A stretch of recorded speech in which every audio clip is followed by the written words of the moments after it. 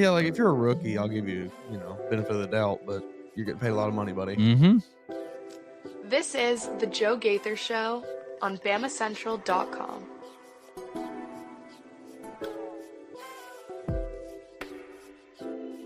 Good morning, Tuscaloosa, Internet World, West Alabama. How we doing today on a hump day?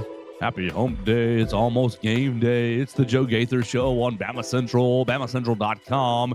You guys are hanging out with us on the BamaCentral YouTube channel, Facebook page, or watching it on my own social media machines at Joe Gaither 6. Listen to us on Spotify, Apple Podcast, Amazon, Red Circle, Bubble, wherever you get your podcast. You can get the Joe Gaither Show on BamaCentral. We're live in the Derek Daniel State Farm Studios, brought to you by Derek Daniel himself. You can call Derek for all of your insurance needs at 205-758-3391. Home, life, auto insurance needs, whatever you like in the insurance realm. If you got questions about your policy, you need to call Derek Daniel. Red's upstairs waiting right now to take your call at 205-758-3391. We're going to have a lot of fun today. We got a big show ahead of us. We're going to talk about Ty Simpson on the road. We're going to talk about all these SEC schedules. Hopefully Mason Woods was made a little happier with the brutal schedule that the SEC gave every single team yesterday. We'll talk about that, but I want to lead the show, and then I'll get Mason in here on thoughts and well wishes to Jamarian Latham. That's kind of what I want to start with today, and it's not going to be a huge topic. I just want to say that we're praying for you, Jamarian, and we're hoping that everything is good. I'll just let you know what happened at the facility yesterday. We got there, and we usually go in the weight room, Mason, and kind of wait for them to let us in to talk to players, but we were immediately told, nope, don't wait here. You got to go upstairs. You got to go upstairs, and we thought, well, that's funny. That's a little odd, and oh, there's an ambulance coming.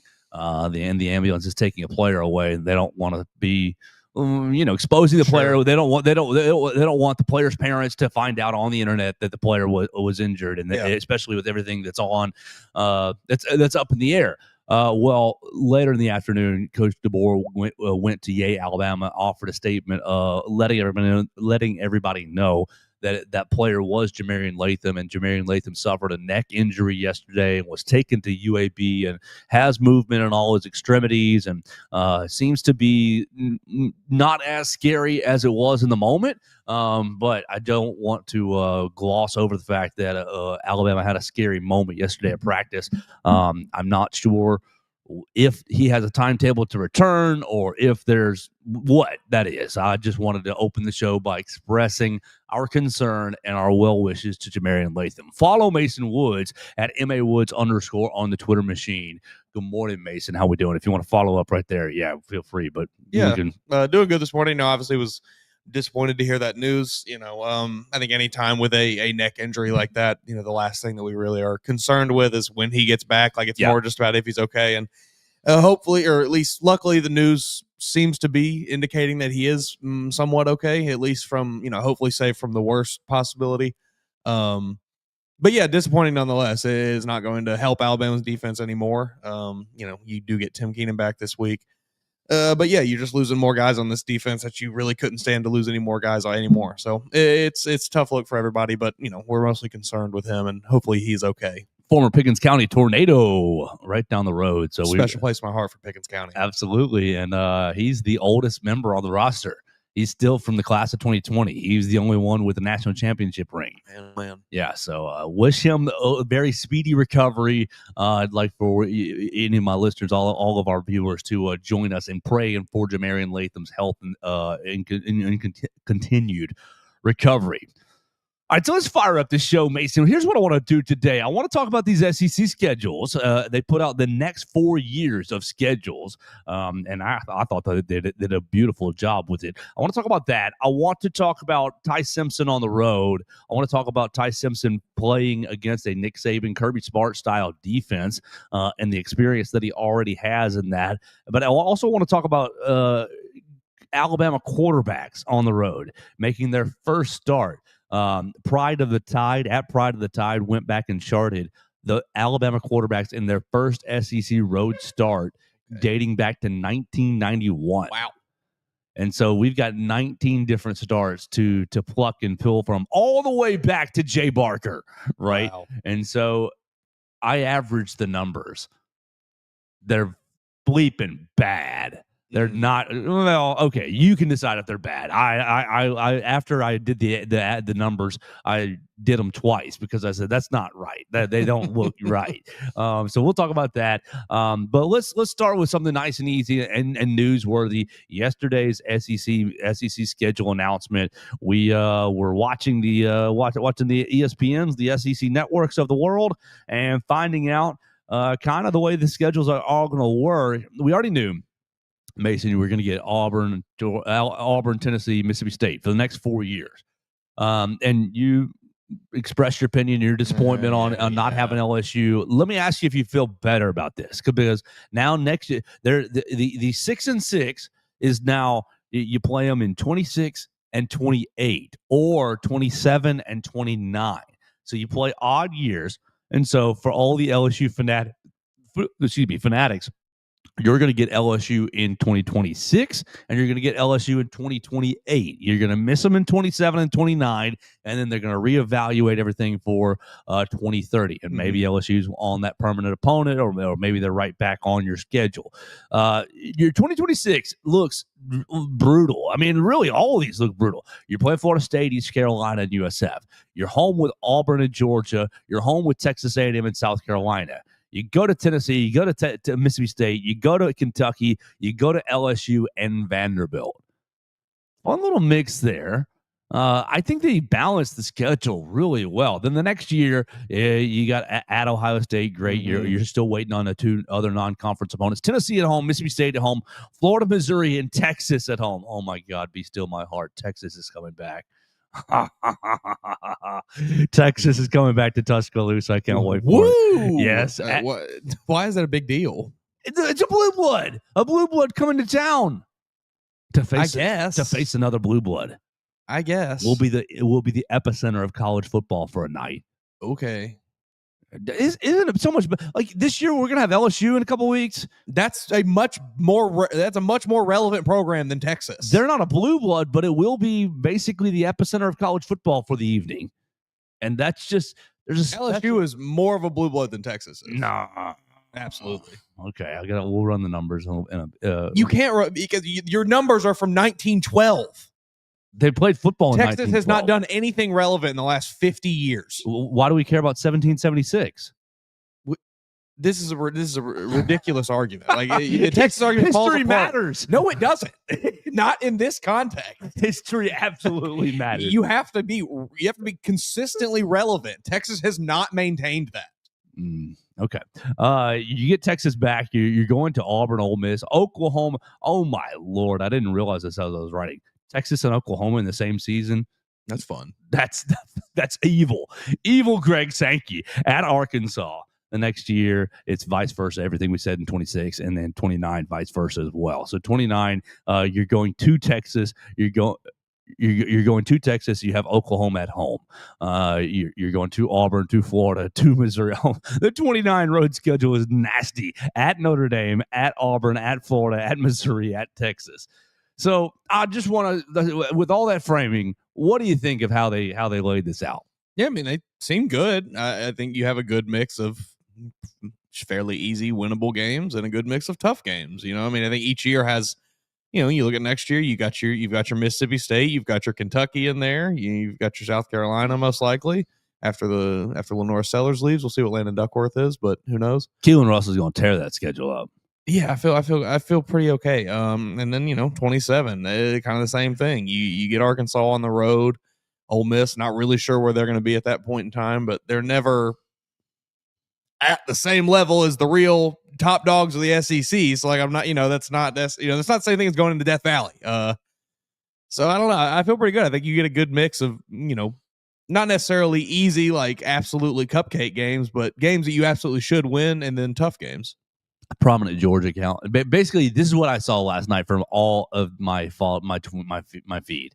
It's not fair. Greg Sankey screwed us. Yes, from an Alabama perspective, from a Georgia perspective, from an Auburn perspective, the Auburn folks, as long as the SEC office is in Birmingham, we're always going to get screwed. And it's like, if every fan base is looking at the schedule and be like, man, they screwed us. You did a good job. It's probably pretty fair. Yeah, did a pretty good job. The Georgia take that I saw that I was just absolutely just shocked by is we have Alabama in 26 and Texas in 27, opposite years of we got to do them both in 2 different years. I'm like, dude, it's the SEC. Like, what do you?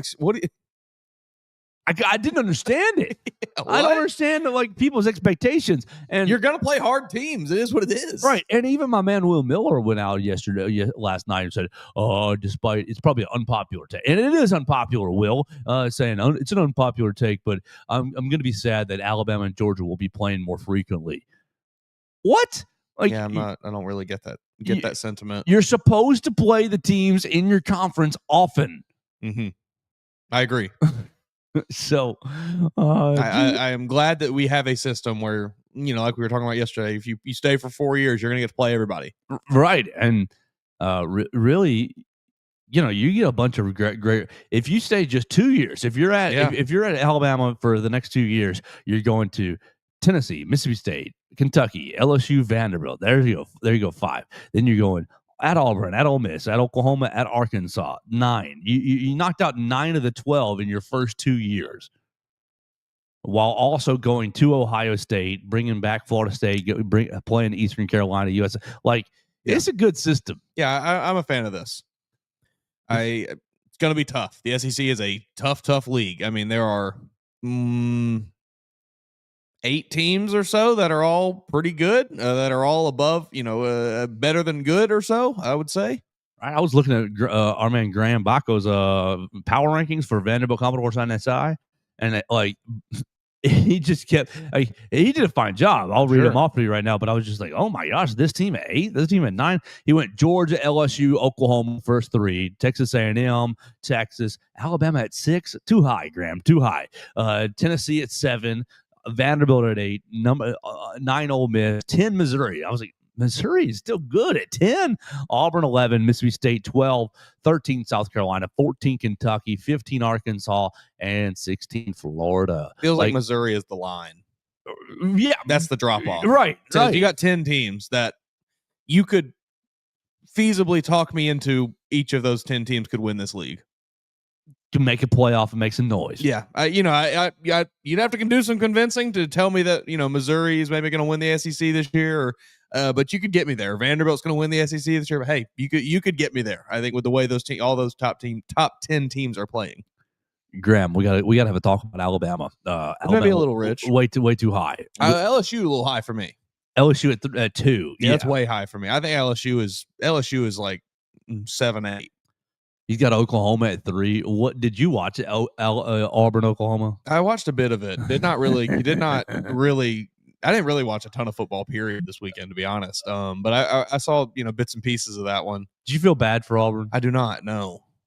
If you ain't cheating, you ain't trying. I don't know. Oh my God. I saw many people share this same sentiment, and I have it myself. Auburn spent many years utilizing questionable linemen downfield rules to make their offense work, and now they want to complain when other teams have utilized questionable rules against it. It's just the nature of college football. Right. It's more of a referendum on the officiating. Yeah. The SEC officials not being good. Officiating in general. Golly. You got, Auburn has 3 calls off the top of my head that I thought, ugh. You have the pass interference was tough. Right, the non-pass interference on campus. That was the most obvious pass interference in the world that they didn't get called. So that's I think the easiest one for all of us to agree on. And then we can all read the rule book and realize that Satanga didn't get to the sidelines, and that was a little bit skirting the rules. Okay, but even right off the bat, you've got I think it was Satanga on the reception who got the fumble, and Auburn returned the fumble for a touchdown. They ruled it an incomplete pass. Oklahoma ended up getting a field goal on the drive, so it was a 10-point swing. Auburn would have been up 7-0, and it was pretty close. It was really close. Obviously, a judgment call. I thought, well, if you see it one way, I say you're right. If you see it the other way, I say you're right. So Hugh Freeze was pretty ticked. Lots of different things went against Auburn. I don't necessarily feel bad for Auburn specifically, but I have a deep disdain in my heart for the SEC officials. Yeah, I would agree with that. I think it's been pretty bad for several years now across the board. And I mean, honestly, from the NFL all the way down, it's been pretty bad officiating. Yes. Every time I watch a Bears game, I think they're trying to screw us. And I know, sitting here on Wednesday, they're not trying to screw the Bears. It's just the humans stink. Bad calls. Yeah, it's just bad calls everywhere. There could probably be a bit more invested into the training and development of these referees from the lower levels up. But who am I to say?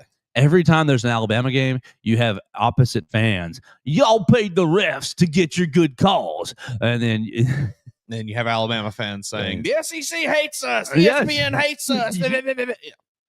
Yes. Well, maybe if you actually had quality officials, we'd all be, good football, guys. Mm-hmm. Good game. Shake the other team's hand and walk away feeling, dang it, we should have played better.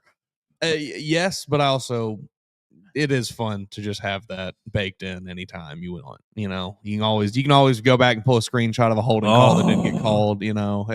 How many screenshots will we see after this weekend? It depends. It depends on what happens. Those Georgia Bulldog fans, I hate to be this way, but they love them some screenshots. Oh, yeah, a little pinky getting in a face mask somewhere. Right. How could that official not have seen that? Isaiah Bond rolling around on fourth down. That ball hit the ground. Yeah, it'll be a good one. I do love the human aspect, the mistakes that happen. It is frustrating when it happens to your team, but it happens. It gives and it takes.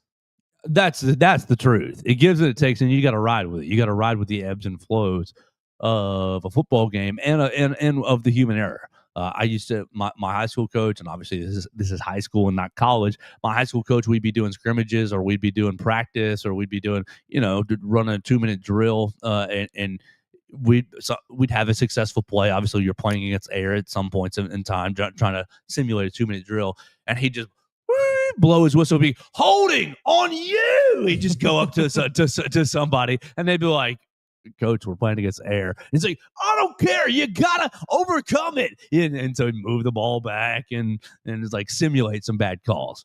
It's gonna happen. It's part of the game. He'd be like, "I false start on you. I know you didn't jump, but I'm calling it anyways." Yeah. So, sorry. I'm a firm believer that things like makeup calls and those happen when a crew makes an egregiously bad call. More often than not, they're aware of it, and they may give you a little favor later in the game. I'll tell you, I was happy that, speaking about this Auburn game, that when Cam Coleman didn't get that pass interference call, that Auburn overcame it, continued the drive, and finished with a touchdown, because that was a horrid call. I've been impressed with Auburn for the first part of the season. They're going to be dangerous. They look like a much more sound team than I anticipated. Yeah. They're going to be dangerous. I don't think they are competing in, to win the SEC or anything like that. Jackson Arnold is still not a good quarterback. But they just look more put together than I anticipated them to look. Jackson Arnold, close your eyes. 8th down there somewhere. You see the video of him walking off the field, somebody yelling at him, and he said, "You wish you were me." Yeah. Good for you, buddy. Yeah, I mean, you gotta have that perspective. I mean, yeah, what else are you gonna say? Right? It's not like that guy can say anything after that, right? If I were Jackson Arnold, I'd have just not said anything, probably, but I'd be altering all my game plans. Hey, Cam, just run that fly route again. Yeah, and I'm gonna throw it up to you. Yeah, he's an NFL receiver. That is a first round talent that's stuck in a broken down minivan with no tires.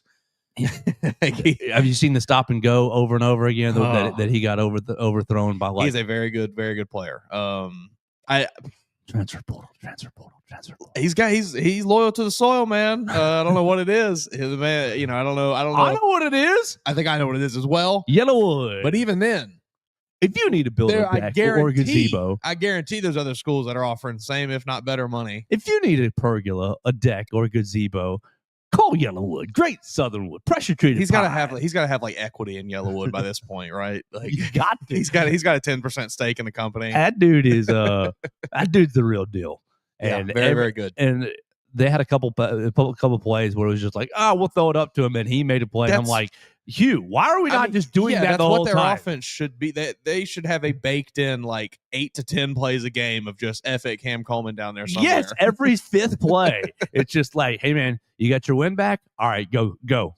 All right, come over here, catch your breath. You got your win back? All right, go. He's going to catch probably about half of them at least. Yes, he is a monster. And I love Alabama's defensive backs, but he's going to make some plays. Is he better than Ryan Williams? Better or different? Is he better and different? Different, I agree with. Yeah, I agree with different. Because totally different kind of player. Sure. Is he better? Subjective. Is he better at what he does than Ryan Williams is at what he does? Nah, I lean no, but I'm trying to wonder if I have balance. Or bias. I think I might lean towards yes, just because you look at the quarterback play that he's had to deal true. with, and he has overcome it, and continued to look as good as he has. Look, I don't want to say this. I mean, I don't want it to be true, but that is a bad man, and they are very different receivers. Whatever team drafts them in the future will be asking them to do very different things. But I just wonder if one is better at what they do than the other one. I had a friend on Friday night tell me that they hoped the Bears can draft Ryan Williams. And I'm like, why? We're set at receiver. And he goes, I just want your Bears to have the most flamboyant team in the world. That would be funny. And I said, well, if they do, I'll paint my nails too. You see the video of Rome Odunze talking about, I think it was if Caleb threw X amount of yards or something, they gave out free hot dogs, and he threw 4 touchdowns. Right. That's what it was. And Rome Odunze talking to the reporter. He's like, hey, y'all went and got y'all some glizzies? Yes. Oh, man. Yeah, that team's fun. I texted to my friends in Chicago. I said, if you're hungry today, Caleb Williams is feeding families. He is. It must be nice. Must be nice. Just hey, don't listen to the noise.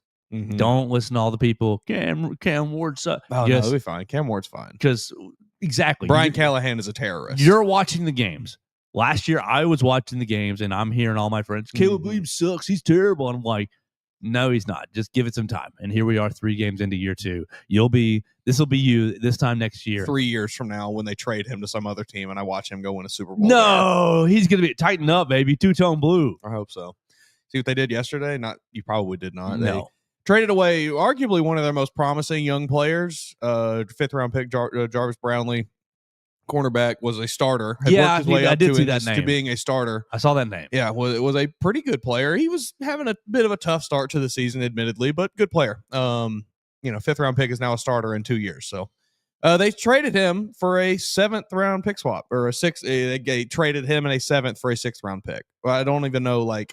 I don't know what they're doing. I don't know what they're doing. I'm not a value expert, but just off the top of my head, objectively speaking, it doesn't even add up. No. Yeah. Because have you seen the value chart that's like this pick is worth this many picks? The old Jimmy Johnson thing. Yeah, right. I don't know that off the top of my head, but that doesn't seem like it makes sense. No. Preposterous move. And I've seen some speculation that maybe there was some off-field locker room issues and things. But regardless, it's a value thing, man. What are we doing? I hate that. I hate them. They make me so upset. I was talking to somebody about the Titans this past weekend and told them I think I've been a fan of the Titans for I've been a cognizant, able to view what's happening really fan for probably about 15, close to 20 years or so now. I think I can count on one hand the amount of times they've actually brought me joy. Yeah, it's just an awful franchise. You'll start being like me. Well, I remember 2011. I remember 2008. I spent a lot of time this weekend watching 2019-2020 Titans highlights because those are the only 2 good years they've given me. Derrick Henry, they're so close. CJ2K was fun, but even that team wasn't that good. They were so close. They had the Chiefs on the ropes. Sorry, I don't want to remind you. It was a tough times. What do you make of Derrick Henry? Speaking of the great Titans, what do you make of Derrick Henry and his illness? I don't know. It's weird because you watch him, and it has kind of just been at least 2 really insane plays. Like Aiden Hutchinson. I mean, not that it was a freakishly athletic, but he kind of just came out of nowhere. Derrick Henry did not know he was there, and he makes the nice. Very accurate punch on the ball to knock it right out, and then kind of the same thing we won with Ed Oliver. Just snuck around behind.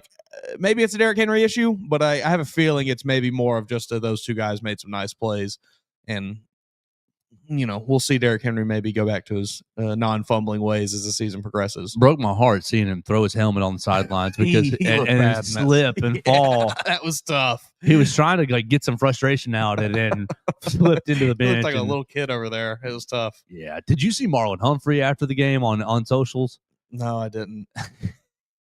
Honestly, because I'm not a Ravens fan and I am a Marlon Humphrey fan, it was hilarious. But he gets back home that Monday night, right?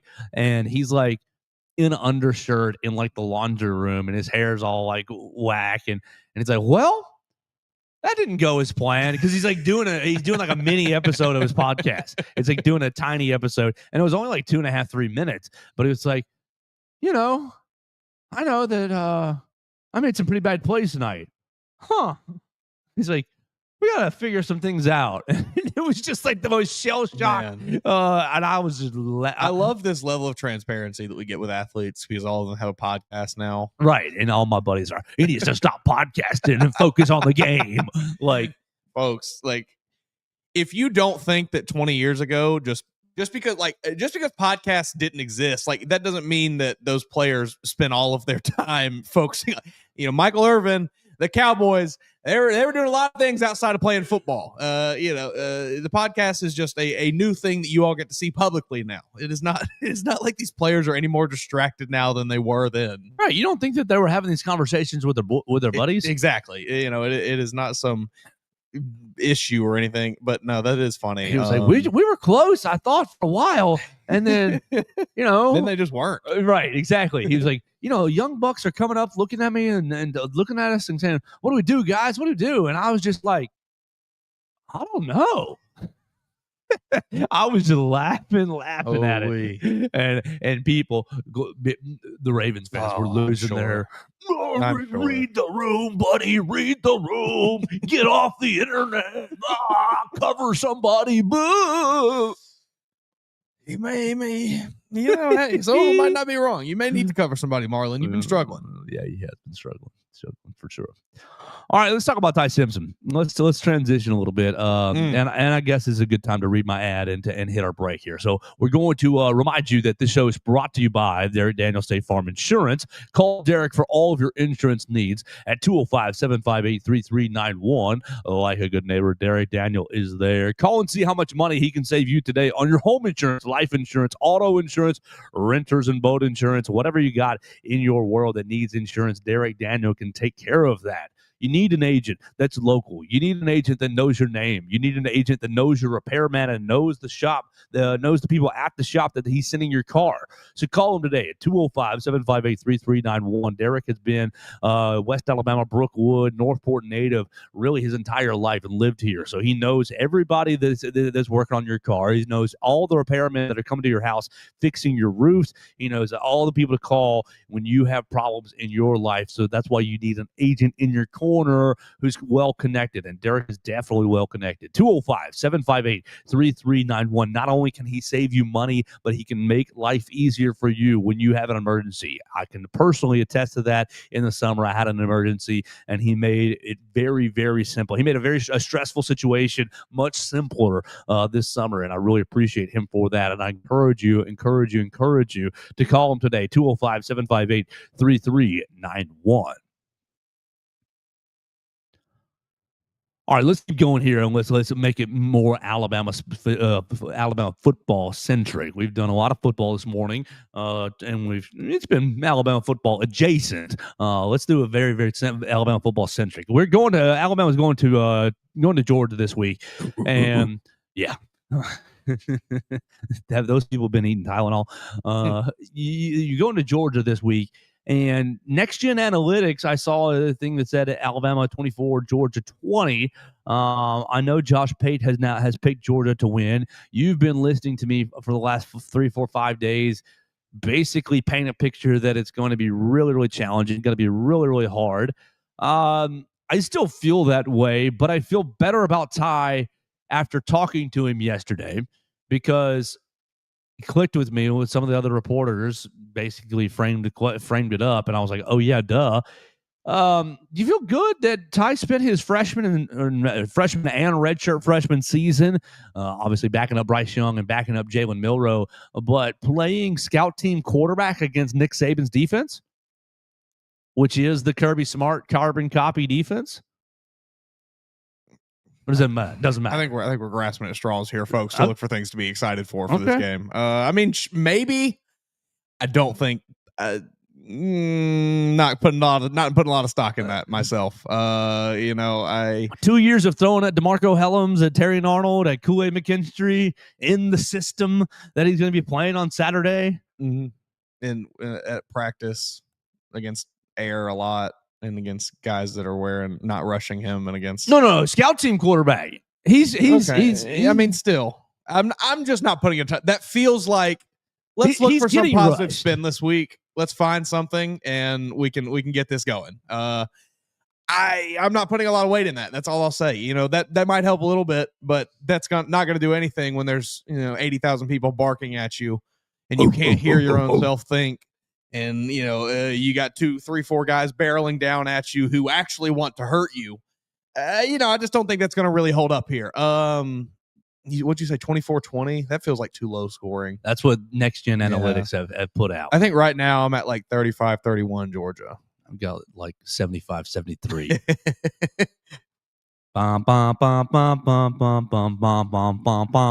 He's gonna be hearing that the whole time. Yeah, I see a red door and I want it to be black. That's the first place I ever heard that song was at a Georgia game.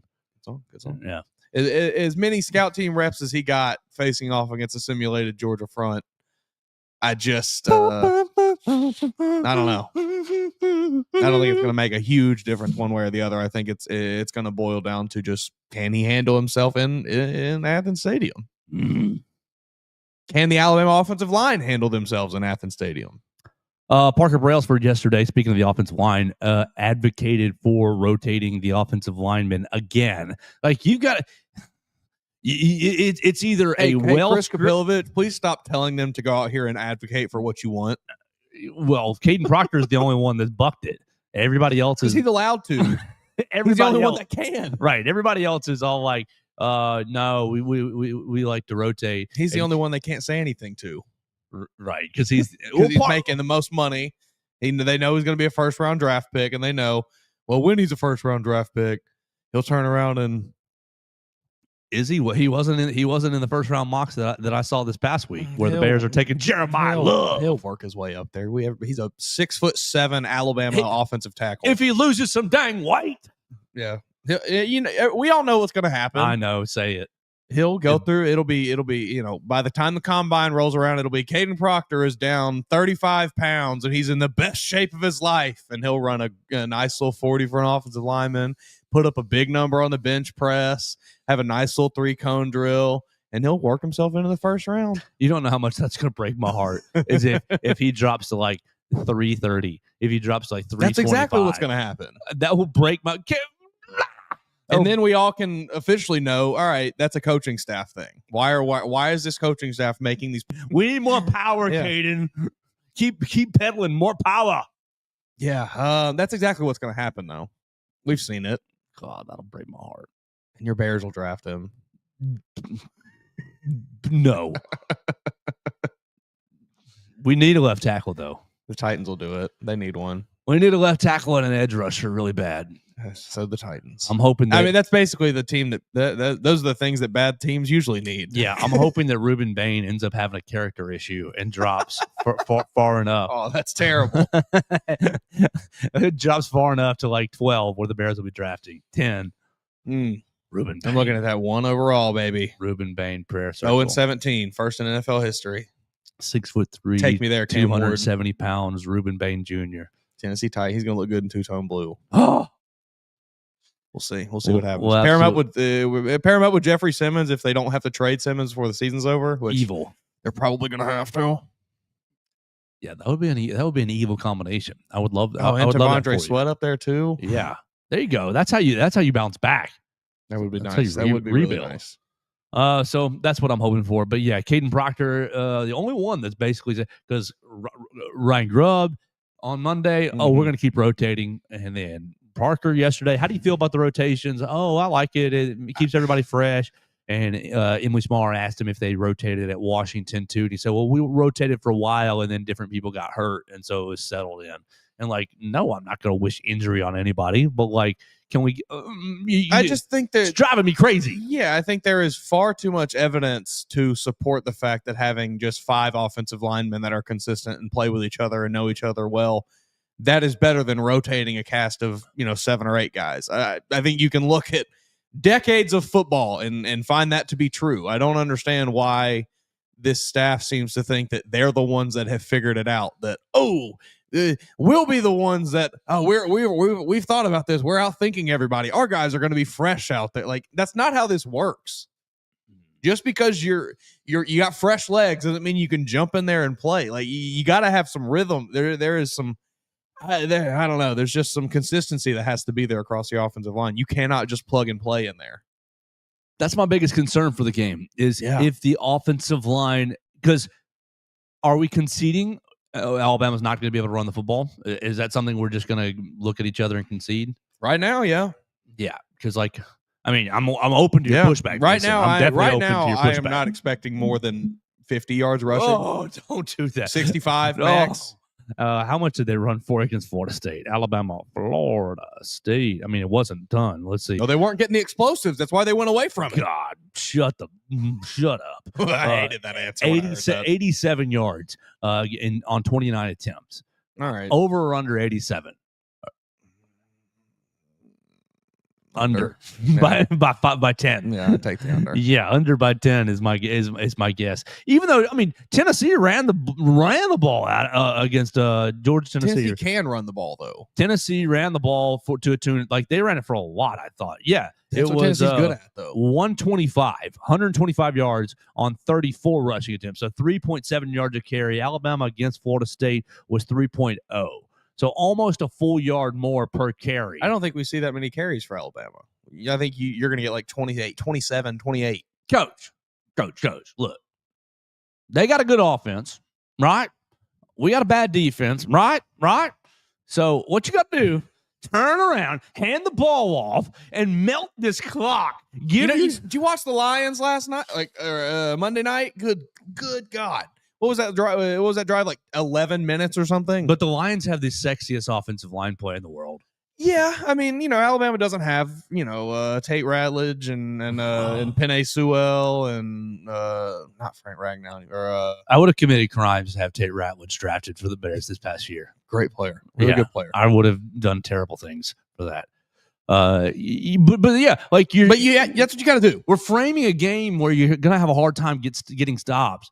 You're going to have to suck the air out of the ball. And I know that you can stretch the field and throw the ball in this defense probably. Right. But you don't have to.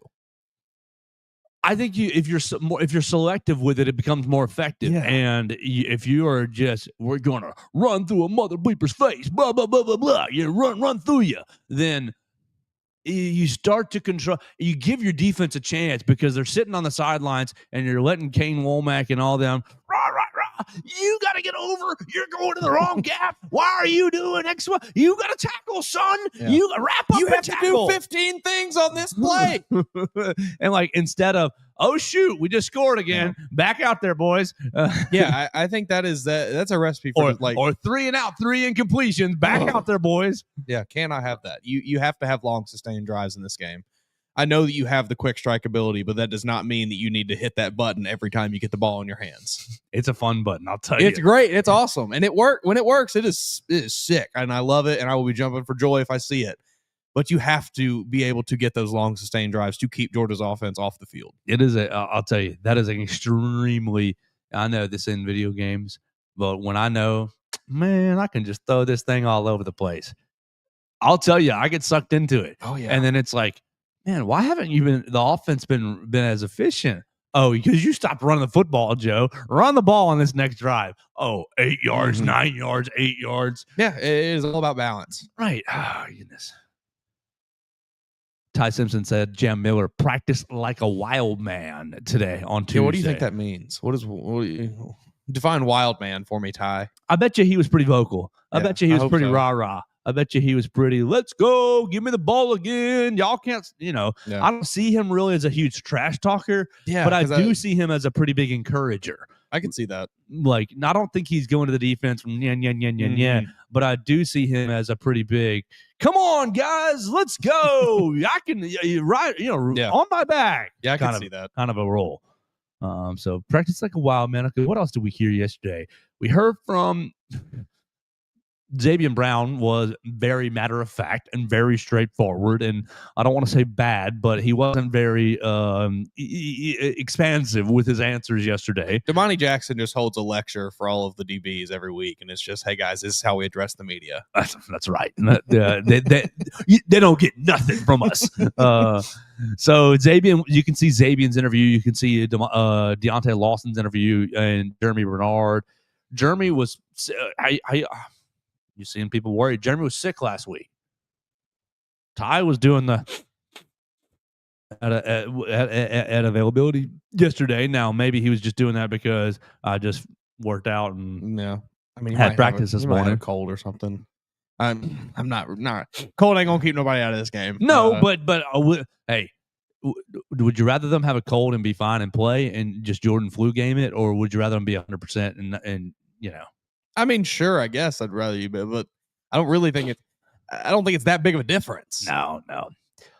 All right, so let's look at these numbers here. We'll finish up with these. Pride of the Tide on the Twitter machine. I'm very intrigued to hear these numbers. Went to and they're on my Twitter, so you can see them. I retweeted them, and I already averaged the numbers, and I retweeted that, and I put the numbers in.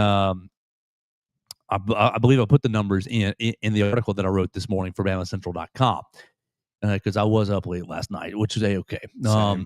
So from 91 to 2023, 19 different starts. Yeah, 19 different starts. Yeah, you see it. Yeah, the Alabama quarterbacks are 10-9 on the. And this is 19 starts.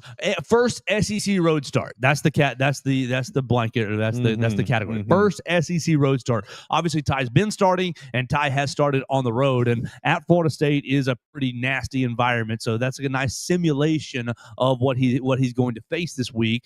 But it is. I mean, I don't want it to be disrespectful to Florida State, but the Samford Stadium atmosphere is probably 3% nastier than the Doak Campbell Stadium experience. Do we think so? 2%, 3%, not by a lot. I mean, it'll be loud. Don't get me wrong; like it's going to be loud. It's an SEC, it's an SEC stadium. But am I crazy to think that like Athens Stadium is not up there with the these are the hardest places to play in the SEC? I just feel like they're not in that conversation. And the war chant is cerebral, like just. The bar. I don't know. Maybe Ty grew up around dogs. Maybe he's used to barking. Who knows? Well, once you're on the field, like it just becomes a white noise of sorts, right? At least with the Florida State Stadium, they're all doing the same thing in unison. So it's all wow, right? What? Can you say that again? Can you say that? What? and it just keeps going and going and going. And it becomes a mental It is much more intimidating to hear a crowd of people all chant the same thing than it is to hear them all just yelling. That has its own merit, sure, but when they are all in unison, that really adds another level to it. So Get on your feet, dogs fans. It's third down. I think Ty's experience at Florida State will serve him well in this game. All right, so you look through these numbers, and really the best game here is Mac Jones. All the way down from Jay Barker. Jay Barker, 7 of 14, 81 yards, no touchdowns, and an interception at LSU. But Alabama wins. Like, the most Jay Barker game ever. I'm obsessed with Freddie Kitchens in 95. 19 of 43. Let it rip. 302 and 1 touchdown. Let it rip, Freddie. What were we doing, Coach Stallings? Freddie's letting it rip there at Auburn. They lost 19 of 43, as you said, 302, no interceptions. I think these interception numbers are the biggest. Oh, man. Brian Bergdorf. Ooh. Brian, man. Can we just turn around and hand the ball off? Brian Bergdorf, 17. Brian, I guess you got benched that year. I didn't even realize. 17 of 30, 198 yards, 1 touchdown, 4 interceptions, and a win against Vanderbilt. John David Phillips, 19 of 21, 48 yards with an interception. Like, some of these numbers don't look real to me. So many of them start with a 1. Right. Andrew Zhao, 18 of 39, Ooh. 177, no touchdowns and interception at Tennessee in 98. Okay, I get it. They're national champs. Great. Tyler Watts, 2000, is at Arkansas, loses 8 of 20, 117 yards, a touchdown and no interceptions. Like, okay, look at this daggum Ty Simpson game against Florida State here. Going back here, we are 22 of 43, 254, 2 touchdowns, no interception. So, like, we're starting off in a better place right there.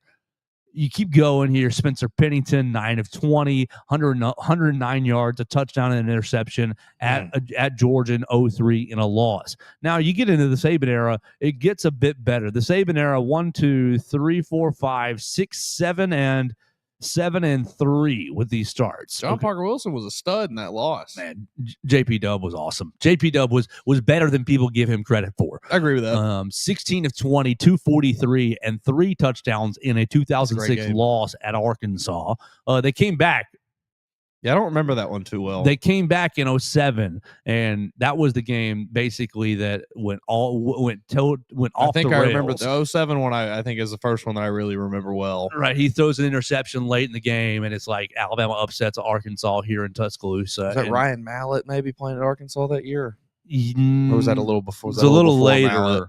It's a little later. 2007 Alabama Arkansas. Let's see. They had some. It really had some great games with Arkansas. 41-38. It's it's not. It's Casey Dick for Arkansas. Not even a name I remember. Ended up throwing a touchdown pass. Matt Caddell, DJ Hall, and Nick Walker catching touchdown passes for Alabama. Man, DJ Hall was good. DJ Hall, 6 catches, 172, and 2 touchdowns. He was so awesome. But I think it was Matt Caddell with the game winner right there late in the game. So, like, the Saban era, these starts are better. We're better. Yeah, certainly. I mean, hey, win is a win is a win. Better, right. 7 and 3 is better. You play to win the game. Greg McElroy, 15 of 26, 148 and 2 touchdowns. Look, you only got how many guys who've gone over 200? 1, 2, 3, 4, 5. 5 of the 10. That's John Parker. That's Blake Sims.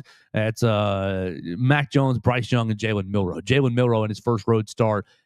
You've got it at Arkansas, 2023, 10 of 21. So that's not good. But 238 and 2 touchdowns and a side of dub win for him. Bryce Young was on the road in 2021, 22 of 35, 233, 3 touchdowns, no interceptions. Obviously, that Mac Jones performance was pretty epic in a loss. Throwing a bunch of touchdown passes to Jalen Waddle, 26 of 39, 335, 4 touchdowns, 2 interceptions. The 1 interception was just so awful, just so lucky off of Najee's back. Yes. Oh man, yeah. And then he had an interception at the end of the half. So like it was kind of just like we're throwing this up, trying to keep scoring. So Mac, and that was the one where that was Mac was just thrown to the fire there. Basically, it was hey, figure it out, buddy. Sorry, Tua just busted his hip. Yeah. You got to figure this out. Did a pretty good job. You're going on the road. All right, so this averages 19 different quarterbacks dating back to 1991. And this maybe not, it doesn't matter to you. 14 of 25, 183 yards, 1.2 touchdowns, and half an interception, 0.6 of interceptions. That's the average for these 19. Great. Yeah, it's very mid. It's very Alabama. You got to find a running game in this game against Georgia. Yeah.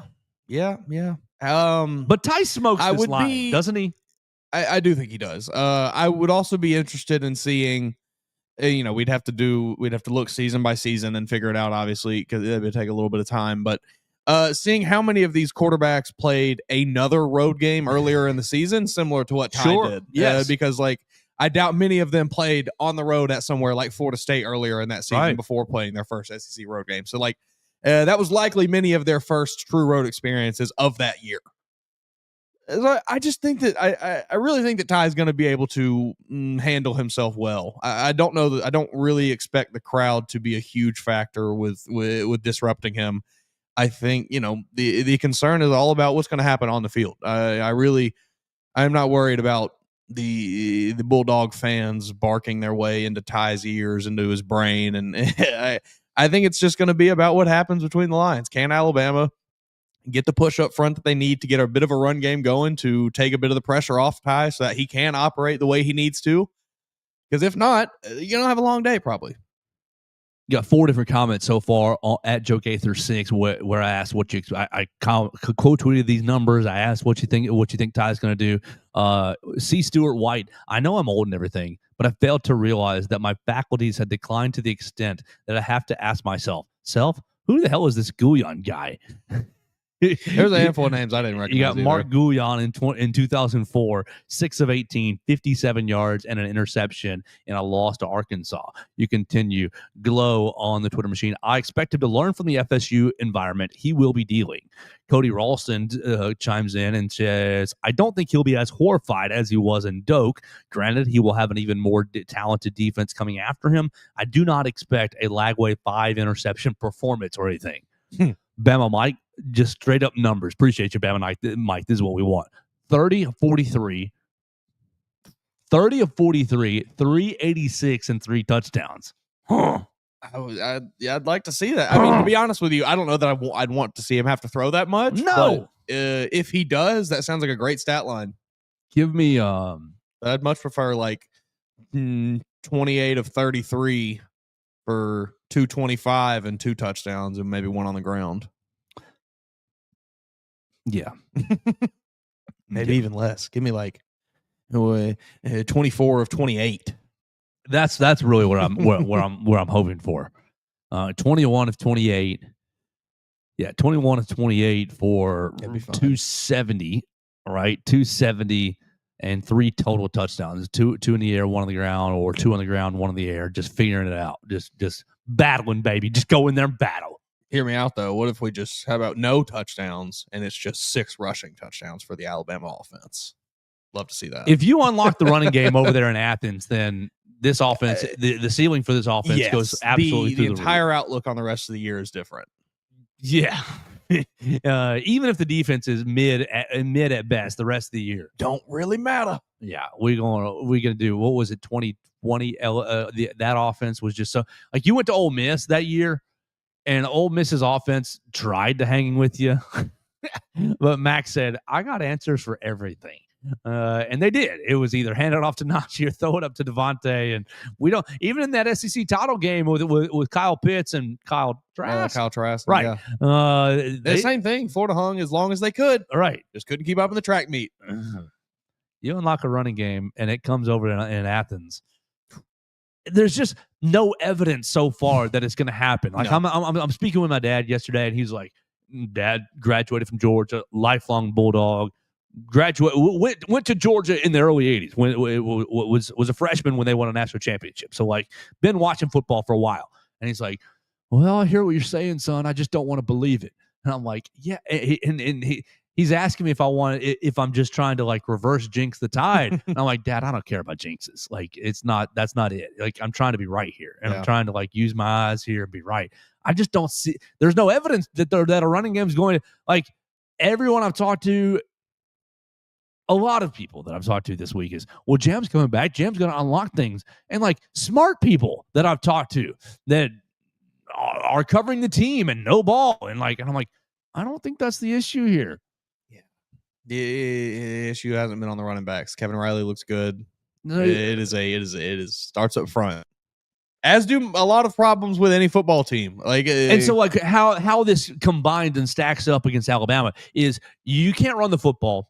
And you look at what they did against Tennessee. Now, they only had 1 sack and 1 quarterback pressure, but they started to really get after Aguilar and move him off his spot and kind of force him into some things in that second half. So if Georgia says, well, you can't run the football, we're just going to dial up the pressure, baby, run it up. Like, Alabama's pass blocked fairly well. And yeah, I also think Ty's maybe a little better on the move than Joey Aguilar is. Yes, I think Ty's athleticism has yet to be appreciated. Mm-hmm. But in that first game against Florida State, like, there's pressure. And yes, he bailed out on some pockets and he didn't let some plays develop. We talked about that. But, like, if you start dialing up the pressure on this offensive line, yeah, Jam's going to be back to help the pass blocking situation. But are you Do you have Taco Casa playing right tackle and you're chipping every single time to give him a chance? Yeah. Or like, what are you doing? Are you mitigating this pass rush and you're asking or hey, Ty, you're throwing 43 passes and you're going to be under duress the whole time. Figure it out. Good luck. I think the biggest impact that Jam Miller is having on this game will be in pass pro. Absolutely.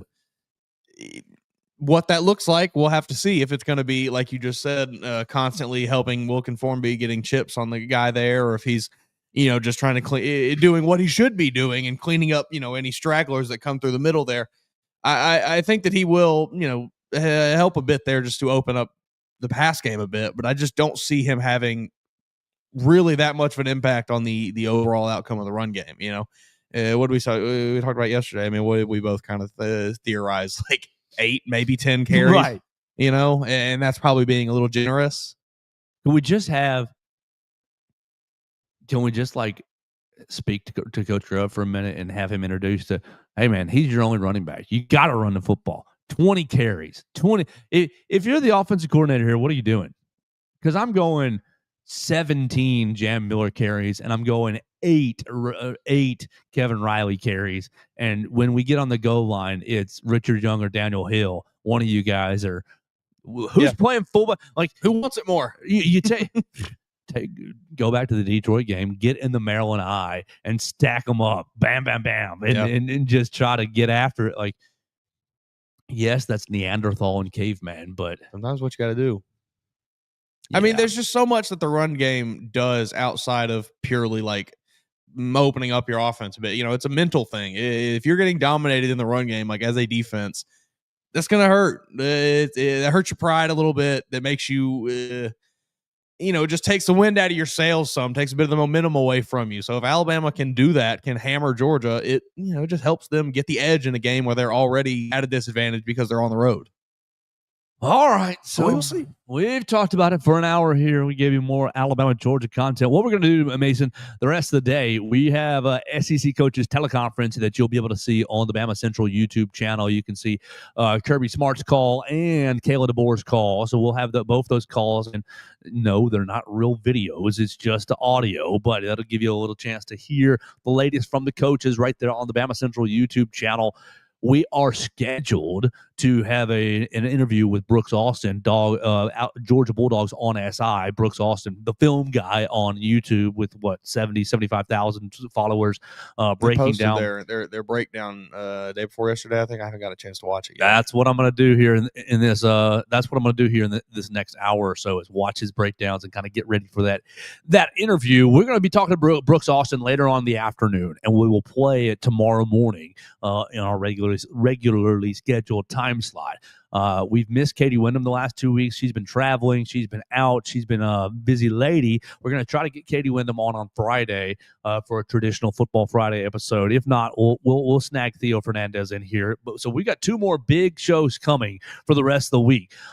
Brooks Austin tomorrow, going to be breaking down Alabama and Georgia. We'll get his thoughts on the game. I know that he is really watching it from a technical standpoint, and that's why I love him, and that's really kind of what I try to do. So obviously it's not as it's a little more he makes me smarter, I'll say that. Right. When I watch his stuff, I get smarter. Right. It's a little more feel than technical over here, but I look forward to that conversation this afternoon, and I look forward to playing it for you guys tomorrow morning. So make sure you follow the show. Follow Mason Woods at MAWoods_ on the Twitter machine. Real quick, Mason, before we get out of here, you wrote the recruiting tracker yesterday. Give me your top 2 performances from Alabama. But I know you said it wasn't a great week for the Tide commits. But you got two performances that stood out to you from the class of 2026. It's really tough to narrow it down to 2. You want to go 3? It's fine. I just didn't want to box you.